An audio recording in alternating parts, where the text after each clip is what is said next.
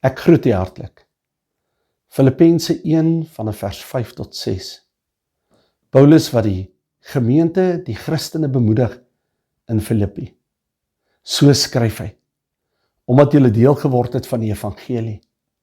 Ek is bly dat julle daarvan deel is, van dit wat God in julle begin het, vers 6.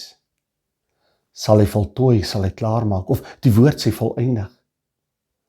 Hy was bly omdat God deur sy wonderbaarlike liefde mense aangeneem het as sy kinders en hulle hele lewe verander het. Hulle hele uitkyk het verander.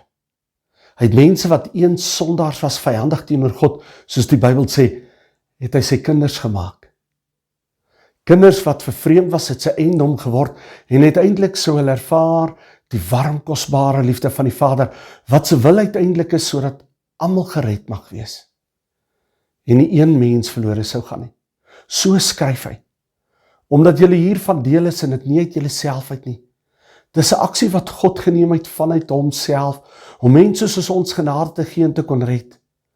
Sal hy hierdie werk, hierdie nuwe dinge wat julle deelagtig geword het, wedergeboorte, mooi dinge, pragtige dinge, hoop in 'n mens harte, verwagting met die ewige lewe, vrymaking te leef, hierdie mooi dinge wat hy kom skep het, voltooi in jou lewe. Dis nie goed wat iemand kan wegneem nie. Dis nie iets wat iemand by jou kan wegvat nie. Want hy is die een wat het gegee het, wat het alleen skep en bring. En niemand anders nie, so sê Paulus. En hy wat het begin het, sal het voltooi in jou lewe. Sodat jy uiteindelik aan die einde van jou pad, van die hooflineer lê, hom mag ontmoet in sy ewige koninkryk.